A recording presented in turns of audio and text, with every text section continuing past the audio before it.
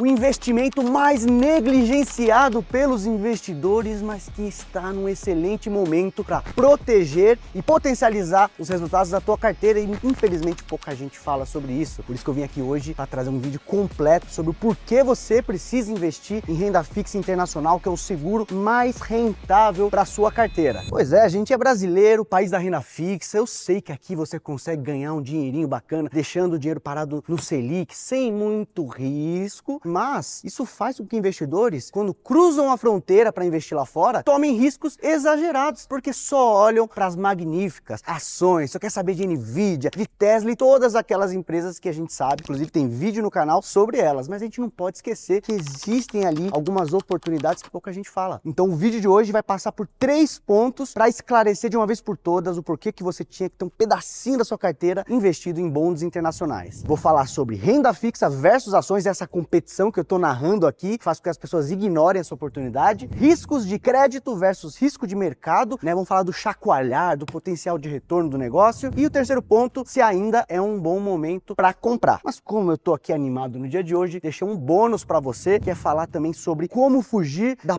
pegadinha das corretoras, porque agora parece a última bolacha do pacote esse tipo de oferta nas corretoras internacionais, como Avenue, Banco Inter, XP, BTG, etc. Vamos falar sobre o primeiro ponto, renda fixa versus ações. No jogo de enriquecimento de longo prazo, a gente não está interessado em ser aquele cara que lê a bola de cristal. Ah, o ano que a Nvidia triplicou, eu estava comprado, aí o ano que vem a bola da vez vai ser ações alemãs, aí eu quero saber. Legal, mas pouca gente tem essa capacidade de acertar qual que é o melhor ativo em cada ano. Você pode até acertar em um determinado ano e nos anos seguintes. E quando a gente pensa em montar um portfólio, uma boa carteira não é aquela que escapa das crises, é aquela que atravessa o momento de adversidade, mantendo o potencial de retomada, porque o mercado é cíclico. Vem ali a tormenta, depois a calmaria. E a gente precisa, para blindar esse portfólio, ter diversificação. Então aqui só para trazer uma ideia para vocês, aqui tem um gráfico de volatilidade nesse eixo, ou seja, quanto chacoalha o negócio, e um eixo aqui de retorno esperado. Então, quando a gente vai decidir qual que seria a melhor proporção entre ações e renda fixa, a gente pode discutir isso juntamente com os objetivos de cada investidor. Então, se eu tiver um portfólio 100% ações, que é esse ponto aqui do lado do gráfico, você vai ter o portfólio com mais risco, né? Porque ele está mais para a direita aqui, e com um maior retorno esperado. Se você topa o risco, pode ser que esse portfólio se encaixe na tua necessidade, mas nem todo mundo está preparado para passar por um ano em que a sua carteira cai 40%. 2022 foi logo ontem, foi um exemplo de um ano terrível para ações. Por outro lado, se você tem um portfólio 100% renda fixa, que é esse ponto aqui no gráfico, você vai ter um risco muito reduzido, né? Você está aqui na escala de risco bem mais à esquerda, só que também você diminui o seu potencial de retorno. Então a arte está em saber combinar. Mas que tipo de benefício isso pode trazer para a carteira? Às vezes o melhor ataque é uma boa defesa. Ainda mais quando a gente fala de investimentos, né? Se você tem R$100, sua carteira cai 50%, você agora tem 50%. Para voltar a ter os mesmos 100 do início, você tem que subir 100%. Muito mais. Então cair menos também pode te ajudar a ganhar mais. Quando você combina dois ativos que tem ali uma expectativa de retorno positiva para o futuro, só que tem correlações negativas ou pelo menos correlações baixas, o resultado é que você consegue uma carteira combinadinha que vai preservar boa parte da potência de retorno, mas correndo menos risco no meio do caminho. Esse gráfico aqui mostra a correlação histórica entre títulos de renda fixa de alta qualidade, tipo Tesouro Americano, por exemplo, e ações. Você vê que historicamente aqui, desde a década de 60, ela foi levemente negativa em uns pontos, geralmente muito baixa, e aí desde o início dos anos 2000 a gente já vê com frequência uma correlação em terreno negativo. E aqui do lado você vê, por exemplo, que quando você tem um ambiente de inflação mais próximo da meta lá nos Estados Unidos, inflação mais controlada, a correlação tende a ser mais negativa. E é mais ou menos o ambiente que a gente está. Os Estados Unidos está em trajetória de convergência da inflação, cada vez mais ela entrando próximo da meta. O Fed fica naquele dilema, né, de equilibrar o mercado de emprego, mas não deixar deixar essa inflação descontrolar. Então a gente pode estar voltando para um terreno aqui dessa normalidade, onde em média a correlação é negativa. Então aqui é como se eu tivesse, vou tentar desenhar um gráfico, você tem dois ativos que têm expectativa de retorno positiva lá na frente, tá? Então vamos desenhar aqui como se fossem as ações. Vai oscilar mais, vai ter uma trajetória que não é linear e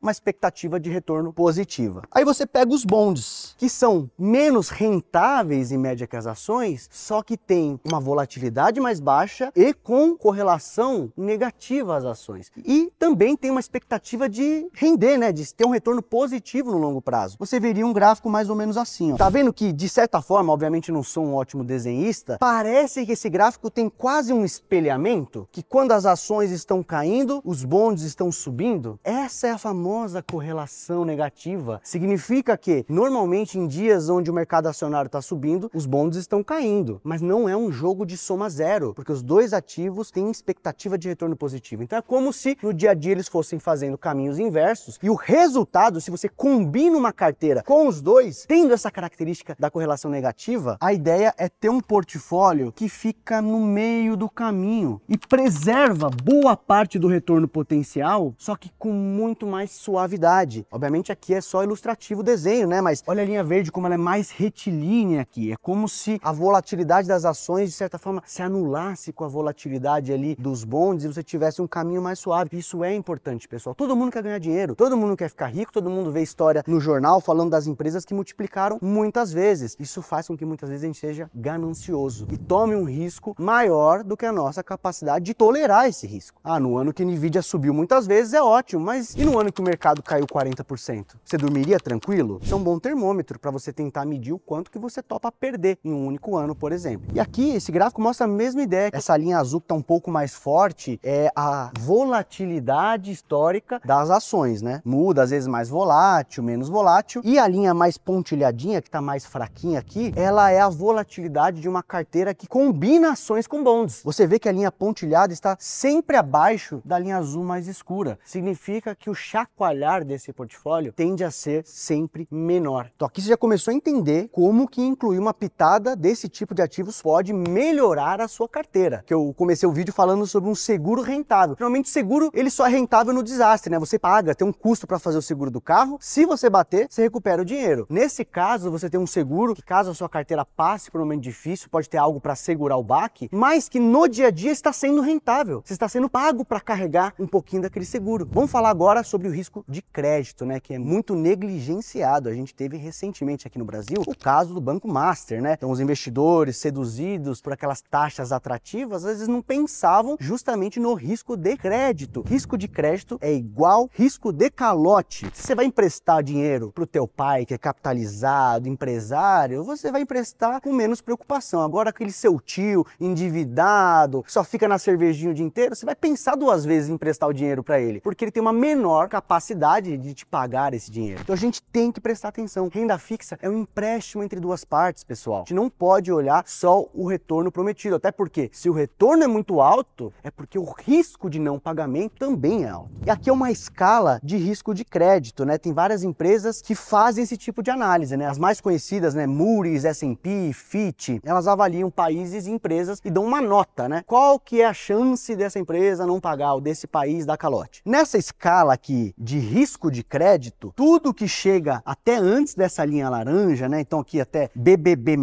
é considerado investment grade. É a melhor nota de crédito. Os países ou empresas investment grade têm a maior chance de pagar os seus compromissos financeiros. Agora, passou da linha laranja, o negócio começa a ficar mais complicado. A gente entra no terreno que a gente chama high risk, que mostra o que de fato é. Você toma mais risco. E olha, só de curiosidade aqui, não quero falar mal do Brasilzão que eu amo, né? Mas o Brasil hoje é considerado um país high yield. A nota do Brasil está aqui nesse quadrante pior. O Brasil já teve o investment grade lá no passado, perdemos e nunca mais retomamos esse patamar de confiança. Piores pagadores precisam pagar mais para convencer os investidores a emprestar dinheiro. E uma empresa sólida, capitalizada, que o mercado olha e fala, ó, não tem risco nenhum dessa empresa não pagar. Então ela pode oferecer uma recompensa menor para os investidores. Faz sentido, né? Então naquela analogia do empréstimo para o teu pai, você vai emprestar 1.000, fala, pai, me paga 1.100 depois, tá ótimo. Agora pro teu tio, você fala, meu amigo, me paga 10.000 de volta, porque o risco é grande de não ver esse dinheiro mais. Então muda o prêmio que a empresa oferece ao mercado. Agora, o outro risco é a volatilidade, que a gente chama de risco de mercado. Aqui no Brasil, quando a taxa Selic estava em 2%, lá na época da pandemia, uma empresa que emitisse uma dívida podia oferecer,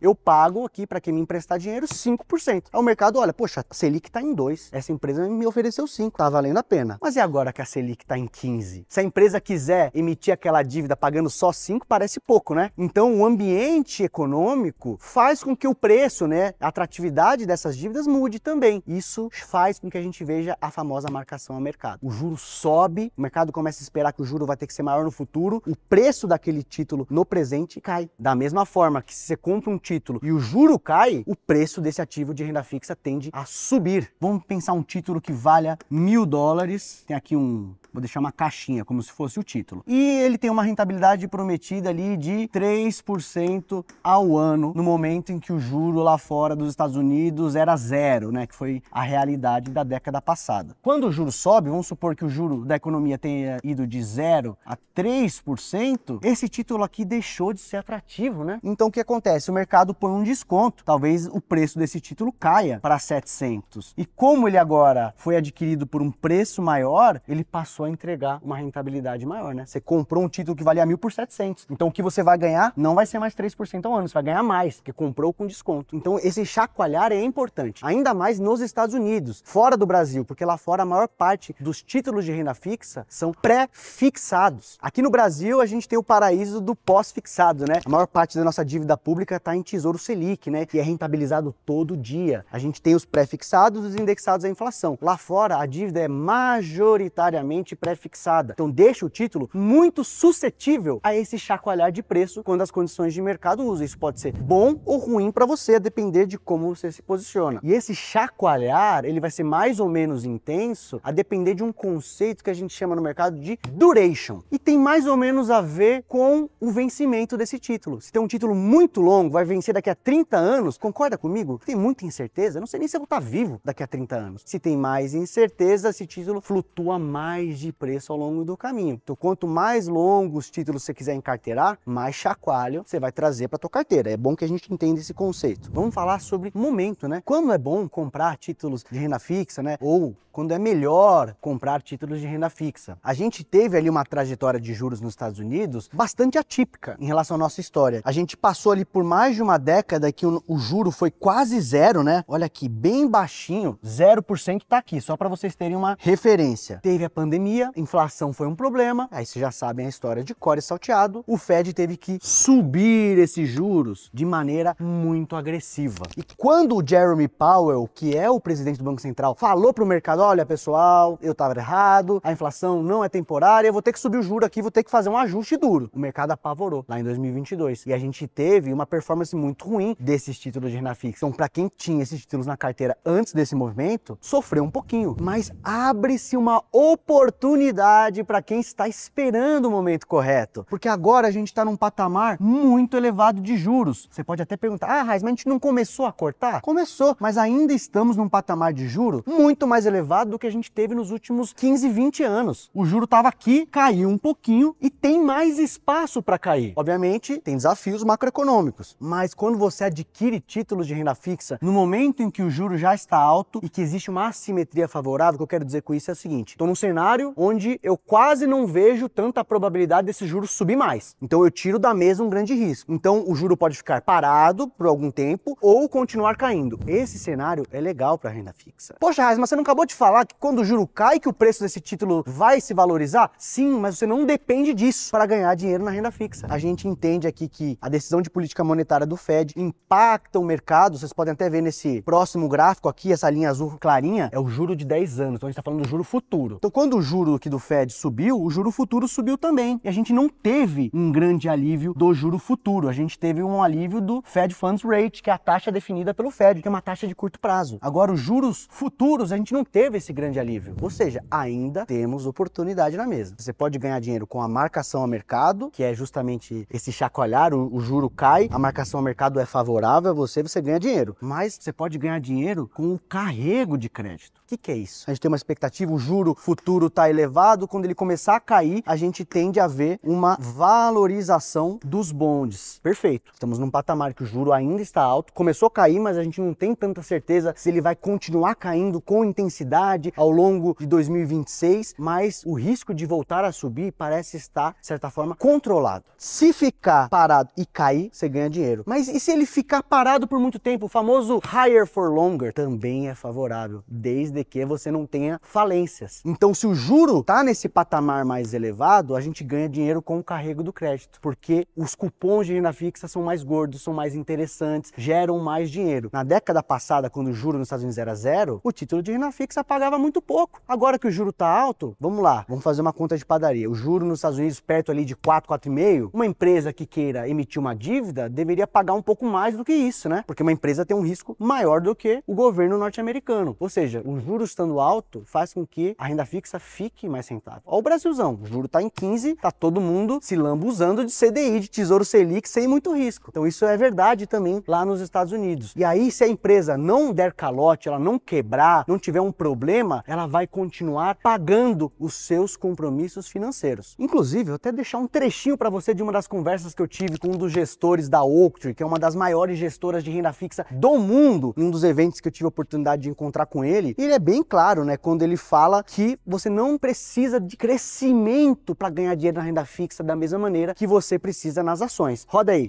But for debt, I always remind people we don't need growth. All we need is companies that generate enough cash to pay us back, and if they do that, we have a contractual 13% return in local currency, and that's going to be hard to beat. Então, como o David falou para vocês, esse cenário de um juro mais elevado, ele é bom para o carrego. Então, você adquiriu uma dívida, vamos supor que o juro nos Estados Unidos esteja em 4,5, aí você monta uma carteira que é segura e que vai te pagar perto disso, entre 4 e 5% ao ano, em dólar ou em euro, na moeda que a gente quiser, porque você tem títulos emitidos em várias moedas. A gente pode ganhar dinheiro em euros, pode ganhar dinheiro em dólar, ou seja, em moeda forte. Aqui no Brasil a gente vai ganhar dinheiro também. Vamos sim aproveitar as oportunidades de renda fixa que tem no Brasil, mas não significa que pelo fato do Brasil ser o país da renda fixa, a gente não precisa olhar para a renda fixa de outros países também. Então, quando o juro está em 4,5, a gente consegue achar ali uma carteira bem diversificada de renda fixa com empresas ou títulos públicos com baixíssimo risco do calote, né, o risco do tio caloteiro não pagar e ainda ganhar esse retorno ano após ano, enquanto o juro permanecer alto. Então você vai empilhando esse retorno, acruando, né, acumulando, e se o cenário favorável de corte de juros acontecer, aí você vai ter mais uma aceleração. Então você vai ganhando, lembra que eu te falei do seguro que é rentável? Você faz um seguro que pode defender a sua carteira no momento de adversidade, que vai te pagar por isso, pouquinho, e se a gente tiver um cenário macroeconômico favorável de corte de juros, e eu acho que a gente deve ver um cenário desse em 2026, mais para frente ou mais para trás do ano, a gente ainda vai ter uma aceleração dos retornos e trazer bons lucros para nossa carteira sem depender única e exclusivamente das ações. Elas são as protagonistas, talvez sejam elas sempre as maiores promotoras de retorno para nossa carteira, mas não quer dizer que tenham que ser as únicas posições que você tem. Eu peguei aqui uma fotografia da carteira de 3 ETFs de renda fixa internacional só para a gente dar uma olhada e vai servir para a gente amarrar também alguns conceitos aqui. Então aqui você pega, por exemplo, uma duration efetiva de quase zero. Ou seja, quando tem um susto e o juro abre, né, o juro fica maior, esse ETF quase não cai de preço, ele fica mais estável. Mas como é uma dívida que foi emitida no momento em que o juro está alto, você ainda tem um carrego interessante, que é o que a gente vê aqui, ó, super seguro do ponto de vista de crédito, risco de mercado, né, essa suscetibilidade ao chacoalho e quase 4% ao ano em dólar, encomendado ali para você, se o juro permanecer parado nesse patamar alto. Se a gente quiser apimentar um pouco mais e almejar mais retorno, a gente pode fazer isso, né? Aqui você já tem um ETF que é só de títulos corporativos, então só emitidos por empresas e com um perfil um pouco mais longo, né? Os títulos têm vencimentos mais alongados, então a gente vê uma duration maior aqui, ó, 8,06 anos de duration. Ele é mais suscetível a esse chacoalho. No momento em que o juro é cortado, ele tem um maior potencial de ganho, mas o contrário também é verdade. Se o juro subir, ele também deve sofrer mais. E aqui, por a gente estar pegando títulos corporativos, a gente tende a ter até um yield melhor. A gente está falando já de 5% em dólar, só de empresas seguras. Aqui eu estou falando Citibank, JP Morgan, grandes empresas, grandes bancos que são capitalizados e têm um risco baixo de dar o calote. Ou você pode ter ali um meio do caminho. Esse aqui é só de títulos públicos norte-americanos, só Treasury. Então você consegue um yield menorzinho, né? Porque aí você está tomando um risco de crédito menor, você está emprestando dinheiro só para o governo norte-americano, mas você diminui um pouquinho a duration, a volatilidade, o chacoalho que esse ativo vai enfrentar ao longo do tempo. Todos eles muito diversificados, né? Com exceção desse aqui, que obviamente não precisa ter muita diversificação, que é só título curtinho. Olhando aqui, ó, mais de 3 mil títulos, mais de 220 títulos do Tesouro norte-americano na carteira. Então é bastante diversificado. Com isso você minimiza o risco da concentração. Lembra do caso Americanas que a gente teve no Brasil? Os gestores que às vezes tinham um pouquinho ali a mais desse papel, quase não se recuperaram. Se tivesse um gestor com 5% da carteira, que já parece pouco, né? 5% da carteira em Americanas, o estrago feito quando Americanas teve aquele problema é quase irreparável. Então na renda fixa é importante não perder dinheiro. Então a diversificação ajuda em que se eventualmente você tiver um problema de crédito, ele fica muito pequeno dentro da tua carteira e não vai te atrapalhar o caminho do enriquecimento. E obviamente, né, os assinantes da Finclass, eles têm acesso a esse tipo de informação, a gente faz ajustes para perfil, né, orientações do cara que quer guardar um dinheiro para viagem, tem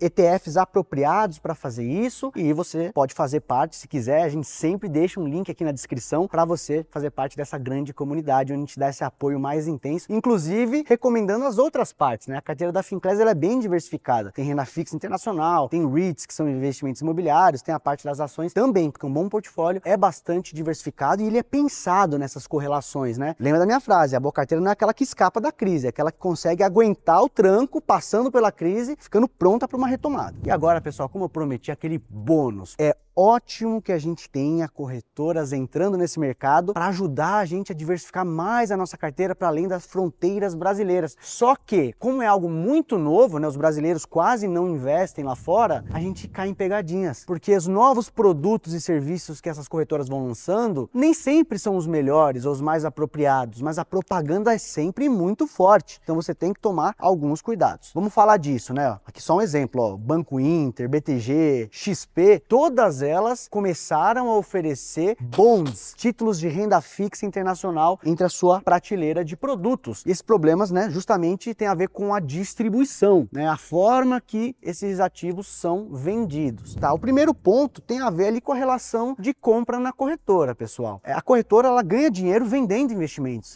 Não estou falando que isso é errado, é o negócio delas. Então, quando ela coloca lá um título de renda fixa na prateleira para te vender, e ela coloca lá, sei lá, um título do JP Morgan tá pagando 3,5% em dólar ao ano. Aquele título não foi emitido a 3,5% em dólar. Ele foi emitido a uma taxa maior, melhor. Só que parte desse retorno fica na corretora e te oferece ali o que sobra. Então, às vezes, só aí a gente já perde uma atratividade do investimento. Os ETFs, por exemplo, que eu estou recomendando, você tem ali grandes gestoras que estão ali comprando esses bons direto de brokers, né? Utilizando ali o meio institucional para comprar esses títulos sem esse desconto muito grande. Um ETF não compra títulos da mesma maneira que eu, pessoa física, compro. Então a gente tem que ficar ligado para não perder dinheiro à toa. Além do que, né, aí conecto esses dois pontos aqui, ó. Assimetria de fundamentos corporativos e valor elevado para se diversificar, né? Para você comprar um único bond, você tem que colocar bastante dinheiro normalmente. A conta pode sair cara, então a gente tem que ter diversificação. Então vamos supor que você tenha condições de entrar num bonde com $1.000. Qual que é o tamanho do patrimônio que você tem que ter para conseguir comprar 100 bonds? $100.000, só para a parte de renda fixa. Não é todo mundo que vai conseguir cultivar ali uma diversificação apropriada. Toda a minha alocação em renda fixa está em um único bonde. A gente não gosta muito dessa abordagem. Ainda mais quando ele foi comprado, descontado, né? Porque você já adquiriu com uma taxa pior do que a taxa real, porque a corretora ficou com uma parte, e tem essa parte da simetria, né? A gente não tem ali as mesmas condições de análise que grandes players de mercado. A gente mal faz esse tipo de análise para as empresas brasileiras brasileiras que estão perto aqui da gente. Olha o caso do Banco Master, quanta gente investiu sem prestar atenção em todo o barulho dos fundamentos que cercavam o banco. E aí a gente vai começar a olhar balanço, índice de Basileia, de instituições financeiras lá fora para decidir, ou a gente simplesmente vai confiar na marca. Ah, é JP Morgan, então não preciso olhar nada. A gente não gosta de ir por esse caminho. A gente gosta de proteger os nossos assinantes de riscos desnecessários e a gente quer também potencializar os retornos no longo prazo. Então a gente não quer que o assinante compre descontado, concentre risco em poucos emissores. A gente quer diversificação. Até no Brasil a gente faz isso, né? Nossos analistas de renda fixa dificilmente vão recomendar, por exemplo, uma debenture de uma única companhia, por motivos muito similares a esses que eu estou contando para vocês. E aqui esse último ponto, que é a venda de bonds brasileiros como sendo mais seguros, porque agora tem uma outra novidade, que é vender um título que não é de uma empresa gringa, é de uma empresa brasileira. Só que como foi uma dívida emitida em dólar, eu vendo isso como um investimento internacional. Mas ué, renda fixa não é um empréstimo? Se eu empresto dinheiro para uma empresa, eu não estou correndo o risco desta empresa em específico? Então, se eu compro um título que a Vale emitiu em dólar, eu ainda estou correndo risco Brasil, risco da Vale, setor específico, país emergente. Quase todas aquelas plataformas que eu mostrei para você oferecem, né? O Banco Inter oferece títulos do próprio Banco Inter, onde você corre o risco de crédito do Banco Inter. Você tem ali títulos de empresas como Vale, Petrobras e outras tantas. Eu não acho que a gente está diversificando verdadeiramente, porque para mim aqui é uma questão de pensar em custo de oportunidade. Eu tenho um bolsão da minha carteira para dedicar à renda fixa internacional. E aí eu posso comprar bonds das empresas mais sólidas do mundo e ter renda em dólar com pouco risco de crédito, mas aí eu decido comprar o bond da Vale em dólar e muitas vezes pagando coisas similares que uma empresa melhor lá fora paga. Eu já vi isso, já olhei título sendo vendido de empresa brasileira e estava pagando quase a mesma coisa que uma Treasury, que é título público da maior economia do mundo. Então, filosoficamente nem faz sentido, né? Você corre mais riscos, tem que oferecer um retorno maior. Se tivesse lá um bond de Vale dolarizado pagando 15% ao ano em dólar, poxa, aí já começa a mudar o negócio. Você está me oferecendo um baita retorno, então talvez eu queira emprestar para Vale e não para o JP Morgan, entendeu? Só para ser didático aqui no exemplo. Antes de mais nada, já deixa o teu like, já se inscreve no canal, já manda pro teu amigo que tá marcando bobeira, comprando bond adoidado e nem sabe o que tá fazendo, já manda para ele não cometer mais esse erro daqui para frente. Mas se você me acompanhou até aqui, você entendeu que a renda fixa ela tem um potencial imenso de defender a sua carteira, sendo esse seguro remunerado. Você está sendo pago para carregar um seguro ao longo do tempo, que pode tirar o chacoalho da sua carteira, preservando boa parte do retorno potencial, que estamos em um momento onde o juro tem pouco risco de voltar a subir, então a gente pode ganhar com o carrego agora, que é o juro estando alto e permanecendo alto por mais um tempo, e lá na frente, tendo as condições de cortar mais juros, a gente ainda pode ganhar dinheiro com a marcação a mercado, e fazendo isso de uma maneira diversificada, simples, usando, por exemplo, ETFs, para não cairmos nas pegadinhas das corretoras e comprar ali títulos às vezes emitidos por empresas brasileiras em dólar, ou a gente ter que concentrar demais em um único emissor, correndo um risco desnecessário. E se você gostou do vídeo, aprendeu sobre bonds, faço convite para você sugerir um tema futuro, quer que eu fale de outra classe de ativo aqui no canal, para mim vai ser um prazer. Mas novamente eu vou te convidar a se inscrever no canal para que o algoritmo entregue para você um vídeo novo toda vez que ele sair fresquinho do forno aqui do nosso time de edição. Vou ficando por aqui, um grande abraço e até mais, pessoal!